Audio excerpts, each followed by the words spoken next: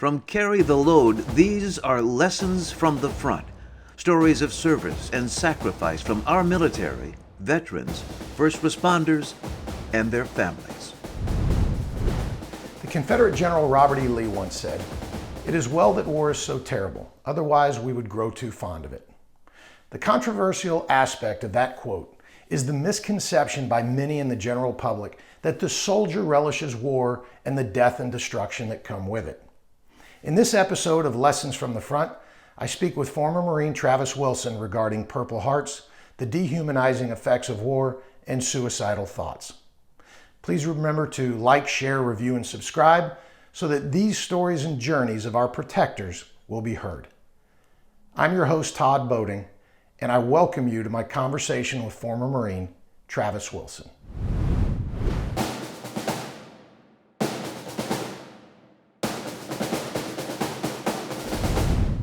So, you ended up in the Marine Corps how? I'll say desire. I grew up in a small town, like a coal mining town in kind of southeastern Ohio, between Columbus, Ohio, and Wheeling, West Virginia. And I'll say it was kind of just part of the deal. My grandfather was World War II. He was awarded 2 Purple Hearts. Dad was in the Army during Vietnam. My older brother was in the Air National Guard during the first Gulf War. And it was kind of how the community worked, or at least how I felt, was you went to high school, you played football or whatever. Your dad worked at the coal mine, and then as time went on, you worked at the coal mine, and your kids played football, and somewhere in between there, you went to the Army, Marines. It was just part of the fabric of the community. Okay. From my eyes, now that I'm 50 and I look back, I'm like, well, a lot of these guys didn't go to the military. Nobody works in the coal mine anymore. And to set the context, how long had you been in the Marine Corps? What were you doing? So I was an old man. I joined the Marines at 26. It's a whole other story. We'll come back to that one. So I joined the Marines at 26. At this time, I had my 32nd birthday overseas. So Okay. I'm 32 years old. I'd been in the Marines 6.5 years Okay. when I finally came home. Been married a short period of time, and our 2 daughters were 2 and 3 years old. Okay. So When you came home. when I came home, yep. And prior to the deployment, Georgie, the older of the 2, who is 22 years old now, her and I were peas and carrots. I mean, just like having a child was like the best thing that ever happened to me. I remember to these days, I got a big smile on my face of like playing with Georgie and like her on my back, and just like I just couldn't wait to get home from work to like have little Georgie run up and hug me. Like that unconditional love of a 2, 3, 4-year-old is pretty cool. So Georgie and I were very, very tight. At least I felt that way, and the love was deep and wonderful. And then when they finally picked us up at Grand Prairie, like got off the bus, like she gave me like the tilted head look, like, who is this? I'm like, what? Georgie. Really? Yeah, it's me. It's so, but you got to think, if you're 3 years old and dad's been gone a year, that's a third of their life, right? That's a good point. And the first year of their life, I don't know what they actually retain anyway. So if a child is 3 years old, you've been gone a year, you can think that, wow, they only had a year to know you, and they had a Right. year to forget you. What about your wife, though? Because a lot of people really don't understand the complexities of a marriage before and after deployment. Yeah. Especially combat deployment. Yeah. Well, maybe this will answer the question. We got divorced soon after, and it was really, really hard on all of us. When I got home, I was emotionally gone. I did not transition well. And so, I'm not justifying it, but we got divorced soon after that. And that was insanely hard for me. I was trying to deal with transition.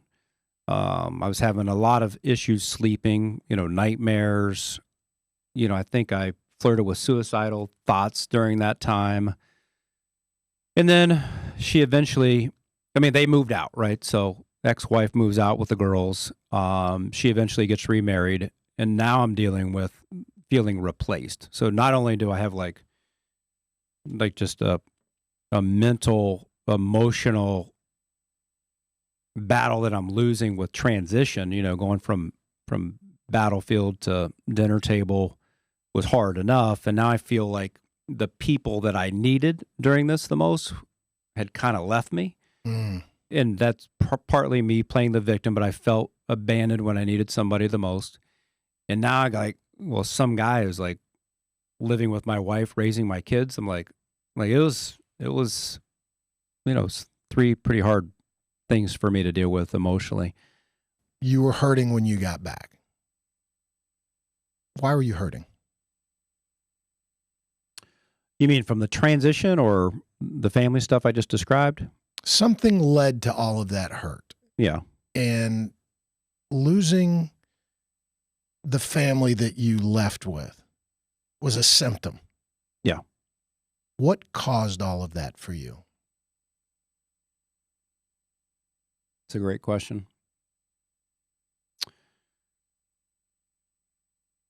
I mean, you come back different than you go away, right? And some of the skills that keep you alive in the sandbox will drive you insane back here. What's a good example?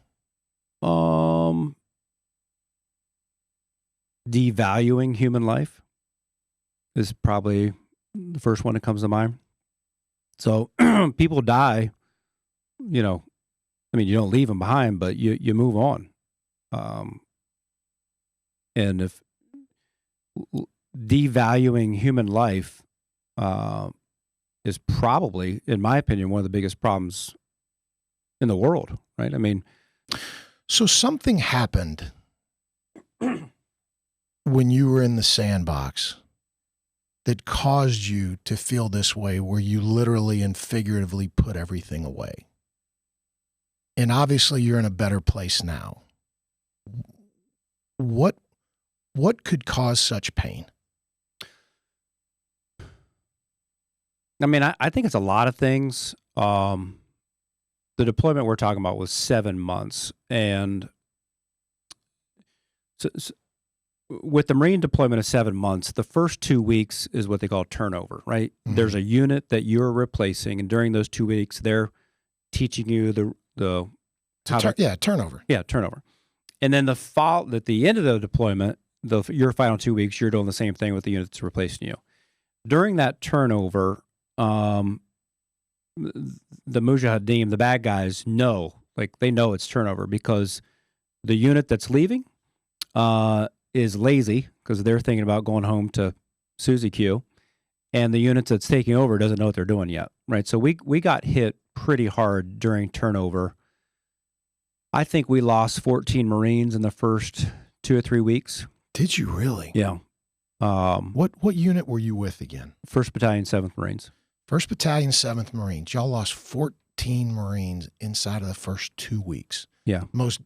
And that is, for people that don't understand, that's really kind of like a patrol. Yeah. The most vulnerable you are is leaving friendly lines and entering friendly lines. Yeah.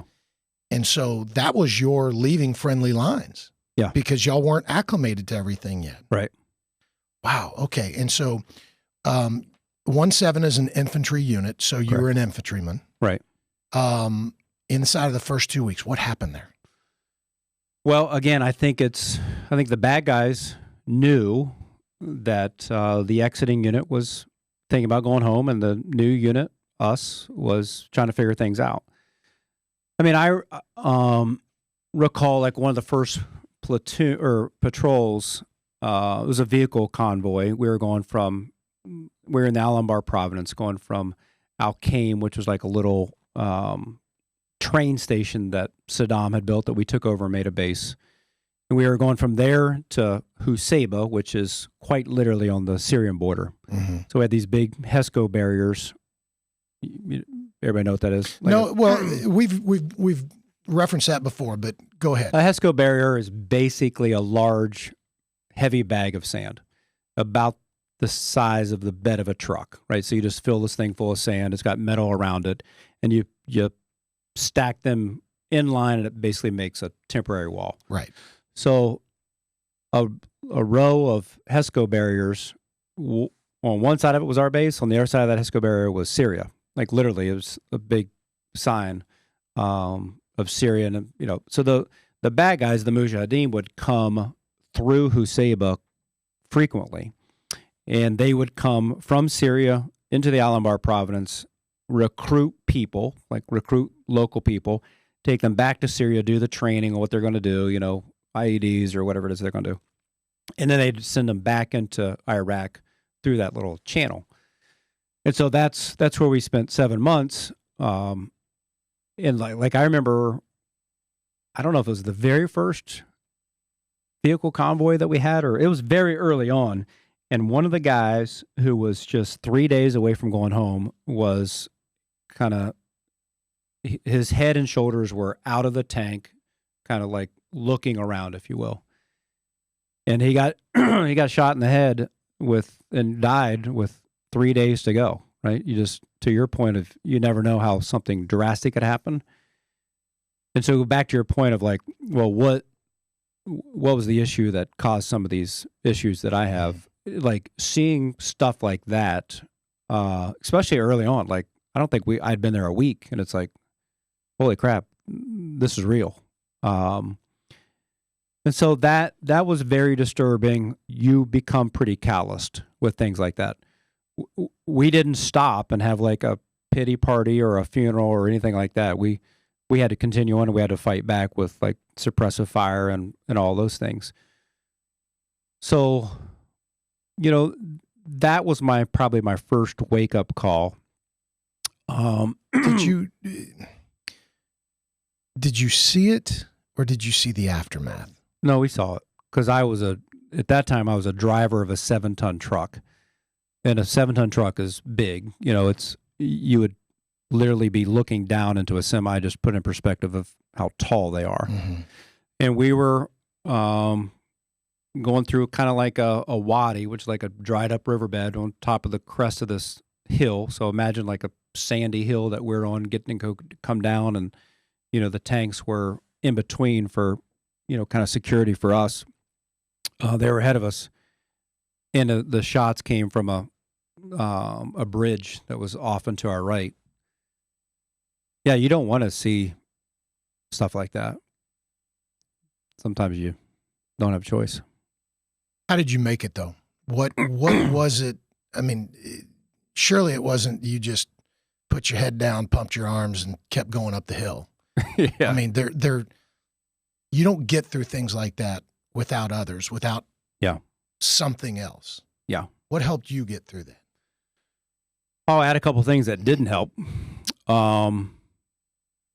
Things that didn't help was I think I had like a pity party, like a long pity party. I felt like a victim. Even now when I describe it, like they left me, that type of stuff. Mm-hmm.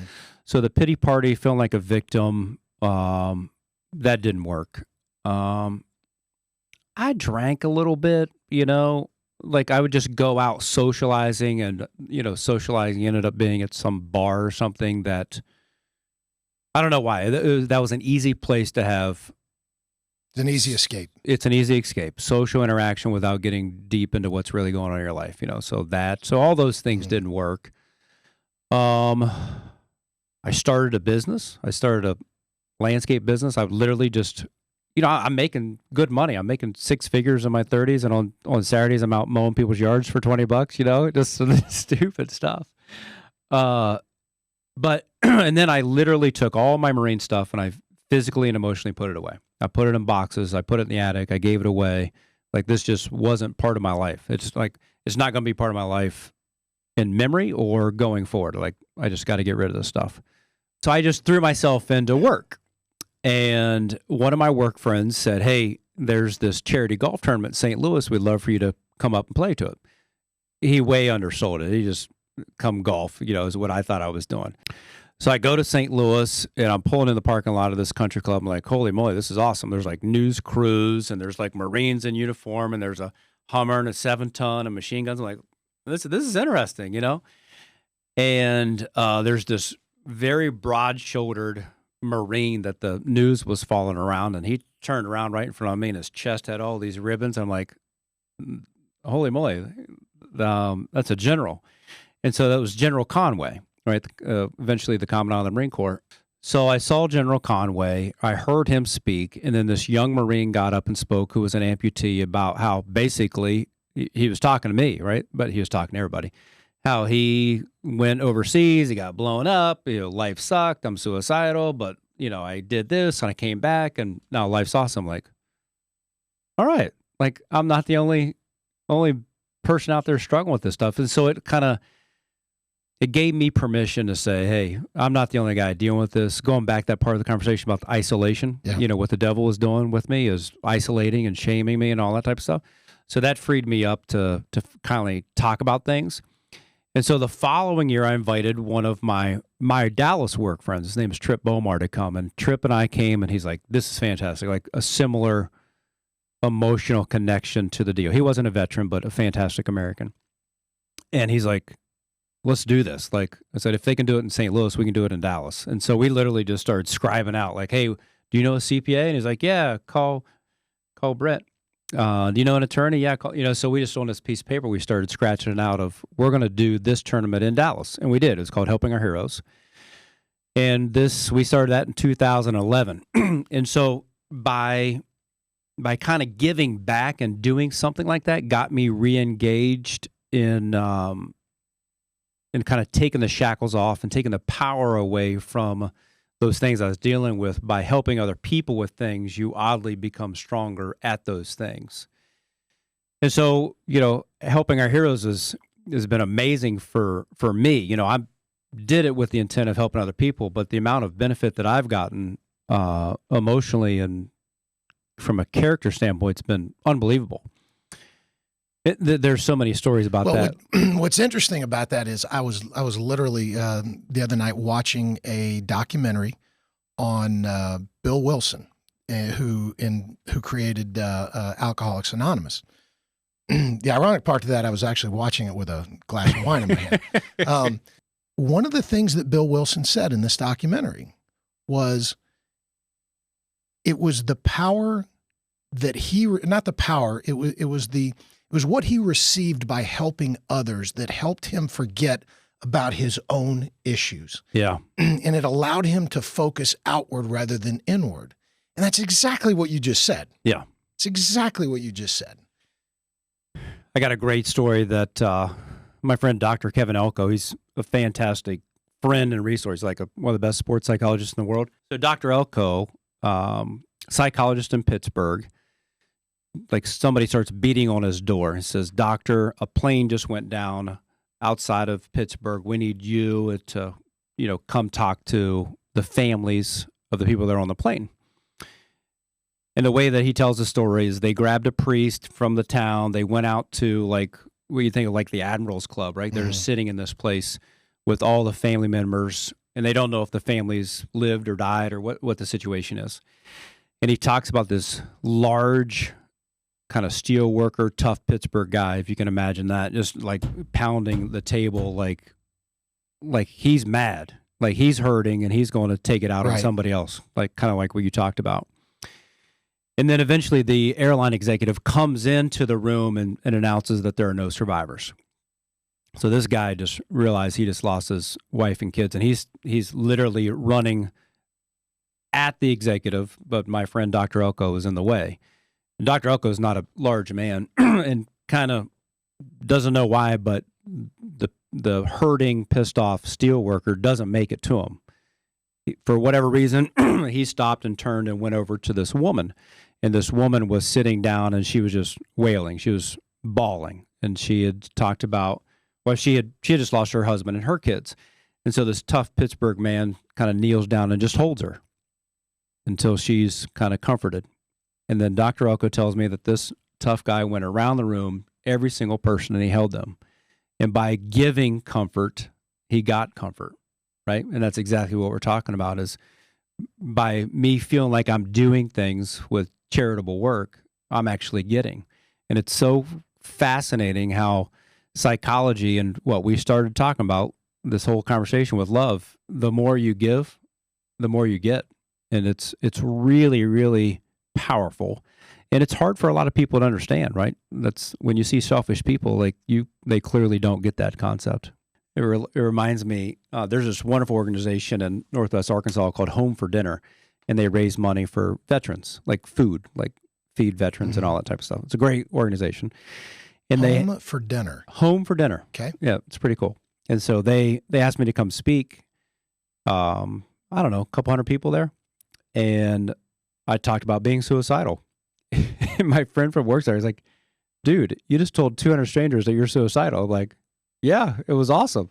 And so he like, you shouldn't do that. Like, of course, I don't know many of them, but he's like, that's not normal. But then as soon as the event was over, it was like people were lined up. They wanted to talk. Like, me too. I struggle with this. I struggle with that. No one's ever given me permission to talk about those things. And so I think it's super powerful to be vulnerable. Yes. To give permission to other people to be vulnerable so that we just get all this stuff out, right? I think our only real struggles are our secrets. So, as you know, Carry the Load is about making sure that we honor those who never got to take off the uniform. Very different than honoring those who served and made it through. Yeah. We want to make sure that we're always keeping their memory alive. Who are you carrying? A lot. This is Casey Owens. Corporal Owens was with us in Allenbar, Providence, and he was in an explosion on September 20th, 2004. And it's really bizarre. Like, when somebody gets hurt and they get medevaced out, you almost don't see him again. I mean, you get updates. Casey's alive. He's wherever. He's in Alkmaar. He's in Germany. He's back in the United States. And when people die, you get notified of that as well. But it was almost like Casey disappeared from my life. And actually, he did. Like, when he left on September 20th, 2004, never saw him, never talked to him, nothing ever again. One of our other Marines, you don't really know Marines' first names, but I think his first name was Forrest Harrington, Sergeant Harrington, went out to go kind of help, right? He was a quick reaction force that went to go help Corporal Owens and all his Marines. Harrington was killed during that operation. I think it was September 20th or 21st, 2004. Body gets taken away. I'd never met the family. And so, that's basically gone from my life. And then one of my other friends here from Grand Prairie, Lance Corporal Qualls, was shot in the head in the Battle of Fallujah. He died immediately. And he's buried here in Arlington, Texas at the National Cemetery. And again, like I said before, I just put things away. I never went to Arlington. I never saw Qualls' deal, nothing. So I start working with this charity that's helping our heroes, and we had a guest of honor, General Amos, who was the Commandant of the Marine Corps. And he said, hey, I hear Leslie is here, one of your volunteers. I want to go talk to her. And so General Amos and I drive over to the green where this lady, Leslie, was working, and they start talking, and I'll be darned if it wasn't Corporal Owens' sister.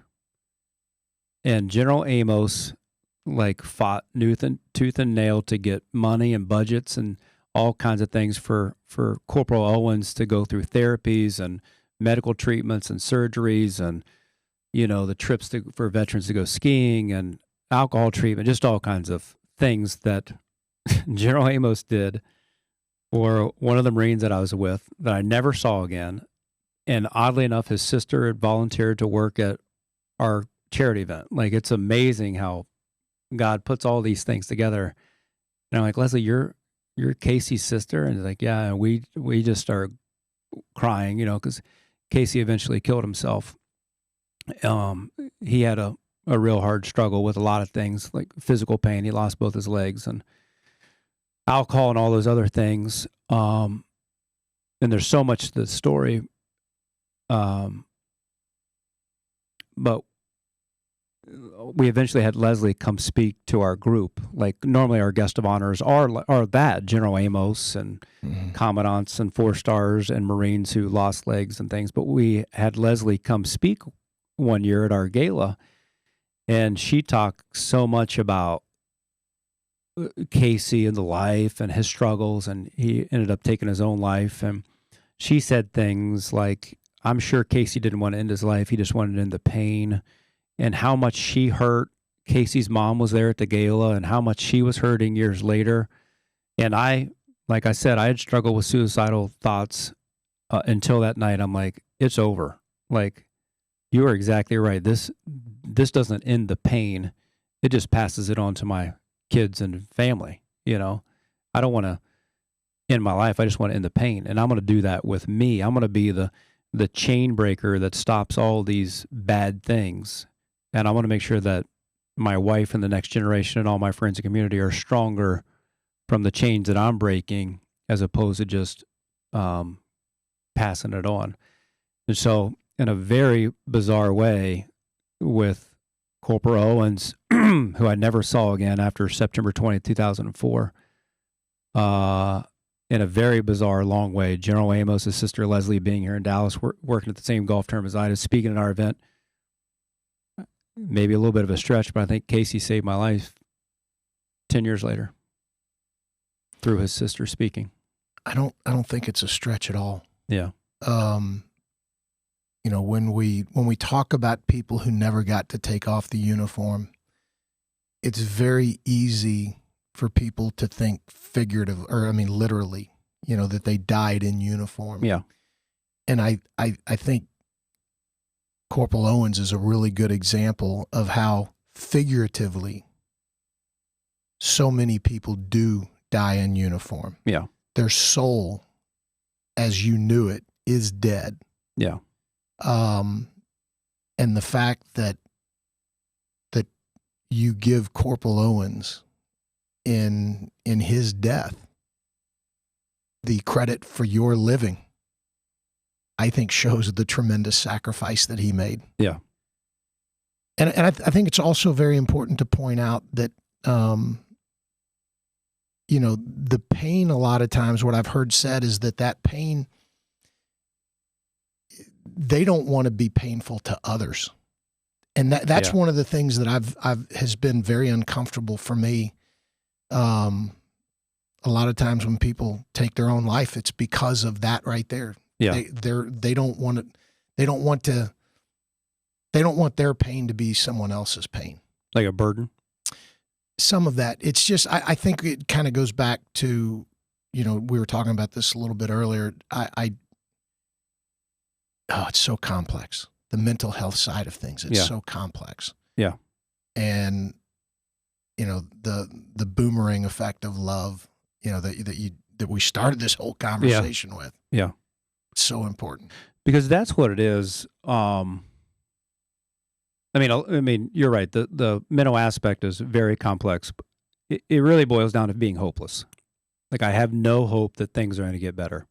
Like, the pain is so great. For Casey, it was surgery, therapy, drinking, drug, you know, just, I never talked to him, but I know, I don't know. I would guess that he just felt like there's no hope.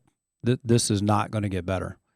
So I told you a little bit about Qualls, who got killed in Fallujah. Yes. And Harrington, who went to go get Casey, who died that day.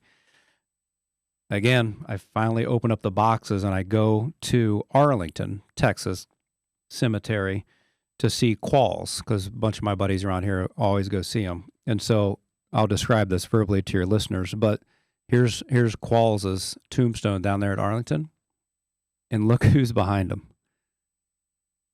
Harrington. You've got to be kidding me. It's unbelievable how that worked out.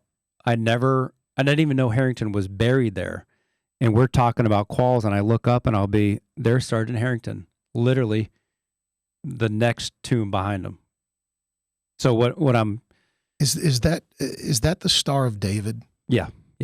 So that picture, this is for another time, but that picture is so powerful in so many different ways. We talked about the divisiveness earlier, and there's a Christian headstone, and right behind it, Yeah. Star of David. That's powerful. Yeah. It's very powerful. And there's got to be some, intervention to all those stories. Well, one of the lessons is how intertwined we all are. Yes. Right? I mean, normally this is kind of where I would end things, but I mean, you've given me so many things to think about. And the only other thing that I would ask is, what do you want people to walk away from based on everything we've talked about? Yeah. This answer may seem like it's geared toward veterans or combat veterans, but it's for everybody. We talk about mental health and the complexity and social mask, and everybody has some issues they're dealing with. And PTSD gets a lot of attention, right? Post-traumatic stress disorder. And even the name is negative, if you will. But I heard another veteran's name is Captain Charlie Plum speak. Have you ever heard of him? No. Fascinating. So Captain Plum was a fighter pilot in Vietnam, and he got shot down like days before he's supposed to go home. He gets captured, taken, becomes a prisoner of war for 6 years. He's in a POW Vietnam camp, and his I call it a cage, but whatever you would call his living conditions is 8 feet long by 8 feet wide. Just, can you imagine being in an 8-foot box for 6 years? No. Beaten, tortured, away from home, assuming you're going to die. And Captain Plum talks about how he finally interacted with other prisoners of war. They had like this little system, like a tapping system on the wall, like, and a grid, if you could imagine a piece of paper with like... So this is at the Hanoi Hilton. Yeah. And it was like this code. I don't need to get into the code, but they had this tapping code where they could communicate with each other. And Captain Plum talked about how knowing that there are other people, that communicating and bonding with other people in your situation was like literally meant life or death. The people that communicated with each other lived, the people that didn't died. And that's partly what we talk about with all these things. And then the most powerful thing that I want people to pull out of Captain Plum in all of our lives is what he calls post-traumatic growth. And this is an interesting spin on PTSD. Not that PTSD doesn't exist, because it certainly does in all of our lives, but the fact that you can choose post-traumatic growth. And whether you're a combat veteran or a single mom trying to figure out how to get kids to work or get kids to school and still pay the bills and all that stuff, whatever your traumatic situation is, don't box it up like I did. Live through it and survive like Captain Plum did, with communication, connecting with other people. And that's going to spur some tremendous growth in your life, because you're going to become stronger through your struggles, and you're going to become the victor instead of the victim. I love post-traumatic growth, and I think we all have that in our lives, in our future. I don't think I could have summed that up any better, so I'm just going to leave it there. Good. You're doing a lot of good work. Like, you're taking your skill set and time, talent, and resources and helping other people. So God bless you and the whole crew for making this possible and helping other people. Thank you. Thank you. If this resonated with you in the least, please subscribe and like, and please, please, please share it with at least one person. These are the stories that make us uniquely American. These are the stories that preserve the integrity of our nation.